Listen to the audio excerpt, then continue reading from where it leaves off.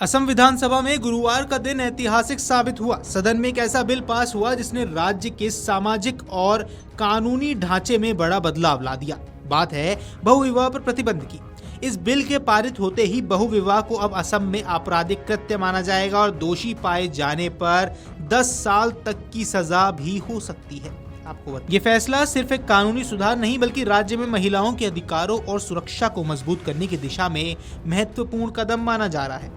मुख्यमंत्री हेमंत बिस्वा शर्मा ने इसे महिला सशक्तिकरण की ओर ऐतिहासिक पहल करार दिया है। उन्होंने स्पष्ट कहा कि ये कानून किसी एक समुदाय को लक्ष्य बनाकर नहीं लाया गया बल्कि समानता, सुरक्षा और न्याय के सिद्धांतों पर आधारित है। शर्मा ने सदन में कहा, हमारा उद्देश्य किसी धर्म को निशाना बनाना नहीं। बहुविवाह हिंदू, मुस्लिम सभी समाजों में पाया जाता है और कानून सब पर समान रूप से लागू होगा।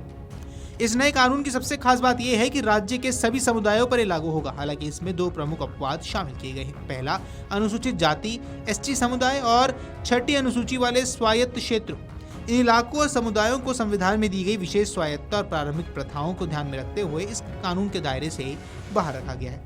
अब यहाँ सरकार का तर्क है कि यह संतुलन सामाजिक संवेदनशीलताओं और संविधान की संरचना को ध्यान में रखकर बनाया गया है। इस बिल को लेकर सदन में काफी बहस भी हुई। विपक्ष की ओर से कई सवाल उठाए गए, कुछ कानूनी, कुछ सामाजिक और कुछ राजनीतिक। विपक्ष की चिंताओं में यह प्रश्न भी शामिल था कि क्या यह कानून किसी विशेष धर्म को लक्षित करता है। मुख्यमंत्री शर्मा ने इन सभी आरोपों को स्पष्ट रूप से खारिज करते हुए कहा, इसे इस्लाम विरोधी कानून कहना गलत है। बहुविवाह से मुसलमानों तक सीमित नहीं है, कई मामलों में ये हिंदू परिवारों में भी देखा गया है। इसलिए बिल समाज सुधार के रूप में देखें, न किसी धर्म के खिलाफ हथियार के रूप में। शर्मा ने सदन से अपील की है कि वे अपने सभी संशोधन प्रस्ताव वापस लें ताकि पूरा सदन एकजुट होकर महिलाओं की सुरक्षा के लिए एक मजबूत संदेश दे सके। लेकिन विपक्ष की 2 पार्टियां AIUDF और CPIM ने अपने प्रस्ताव वापस नहीं लिए। अंततः सरकार की बहुमत शक्ति के चलते उनके प्रस्ताव आवत मजते खारिज कर दिए गए। सरकार ने इसे सामाजिक सुधार बताया है, जबकि विपक्ष ने इसे जल्दबाजी में लाया गया और कुछ प्रावधानों को अस्पष्ट बताकर इसकी आलोचना की। फिर भी बिल भारी बहुमत से पास हो गया।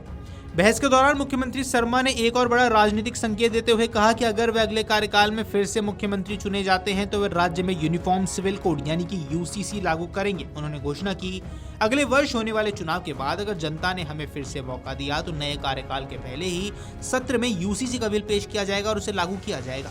शर्मा ने स्पष्ट किया कि बहुविवाह पर प्रतिबंध लगाना वास्तव में UCC की दिशा में बढ़ाया गया एक महत्वपूर्ण कदम है। ये बयान राजनीतिक दृष्टि से भी अहम माना जा रहा है क्योंकि UCC लंबे समय से भाजपा की प्रमुख नीतिगत प्राथमिकताओं में से एक रहा है। शर्मा ने सदन में यह भी बताया कि सरकार फरवरी तक एक और अलग बिल लाने जा रही है जो धोखाधड़ी से किए गए विवाहों को रोकने के लिए होगा। उन्होंने कहा, शादी के नाम पर धोखा, पहचान छुपाकर किए गए विवाह और धार्मिक या सामाजिक छल के मामलों को रोकने के लिए एक सख्त कानून की जरूरत है। उन्होंने ये भी कहा कि सरकार पहले ही स्पष्ट कर चुकी है कि राज्य में लव जिहाद नहीं होने दिया जाएगा और इसी उद्देश्य से एक नया कानून तैयार किया जा रहा है जो विवाह के नाम पर छल और धोखाधड़ी के खिलाफ कठोर कदम उठाएगा। अगर आप ये वीडियो YouTube पर देख रहे हैं तो हमारे चैनल को सब्सक्राइब कर बेल आइकन दबाएं और Facebook पर देख रहे हैं तो हमारे पेज को लाइक करें।